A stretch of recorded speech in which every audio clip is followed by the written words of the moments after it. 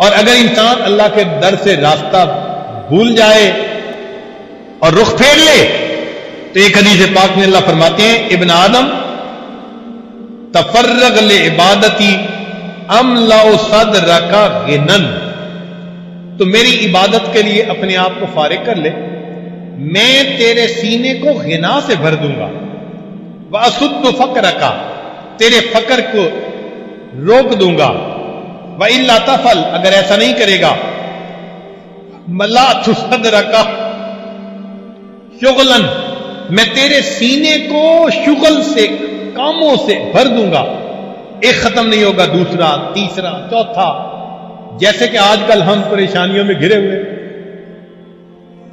وَلَمْ أَسُدَّ فَقْرَكَ، اور میں تیرے فقر کو پھر روکوں گا نہیں، اتنا کمائیں گے، جتنے گھر کے لوگ ہیں سارے کے سارے نوکریاں کرتے ہیں، خرچے پھر پورے نہیں، جس کو دیکھو اسی کو گلا، خرچے پورے نہیں ہوتے، تو یہ خرچے تو پھر اللہ ہی پورا فرمائے۔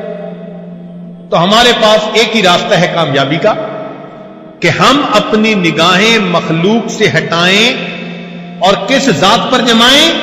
اللہ، اور یوں کہیں حسبنا اللہ، ہمیں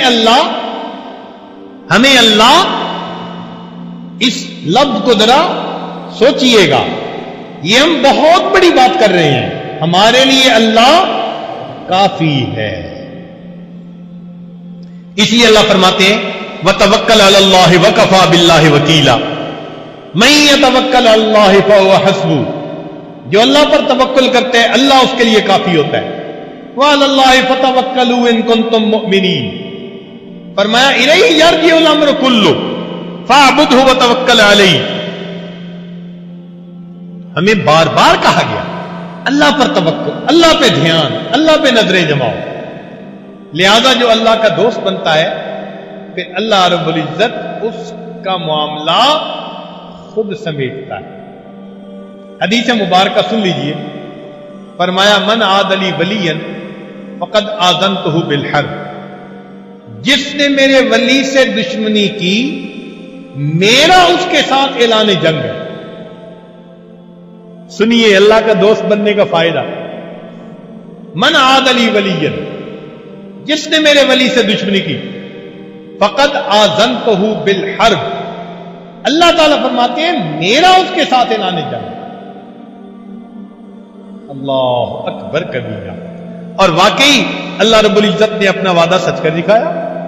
چنانچہ بدر میں صحابہ سمجھتے تھے کہ ہم نے کافروں کو قتل کیا، اللہ نے بات ہی صاف کر دی، فرمایا فَلَمْ تَقْتُلُوهُمْ وَلَٰكِنَّ اللَّهَ قَتَلَهُمْ، میرے مالک تیری عظمت پہ قربان جائیں، آپ اپنے قول کے کتنے سچے ہیں۔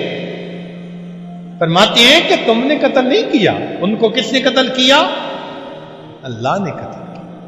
تو بھائی ہم اگر اپنے اللہ پر نظریں جمائیں گے وہ ہمارے الٹے کاموں کو سیدھا کر دیں گے، ہماری مشکلات کو آسان کر دیں گے، ہمیں مصیبتوں سے اللہ تعالیٰ محفوظ فرما دیں۔ اس لیے ہمیں کہنا چاہیے حسبنا اللہ و نعم الوکیل نعم المولا و نعم النصیر۔ قرآن مجید میں اللہ تعالیٰ ایک بات بڑے عجیب انداز سے فرماتے ہیں، ارشاد فرمایا الیس اللہ بکاف عبدا، اللہ اکبر، یہ آیت پڑھتی ہے نا تو دل کو کچھ ہوتا ہے۔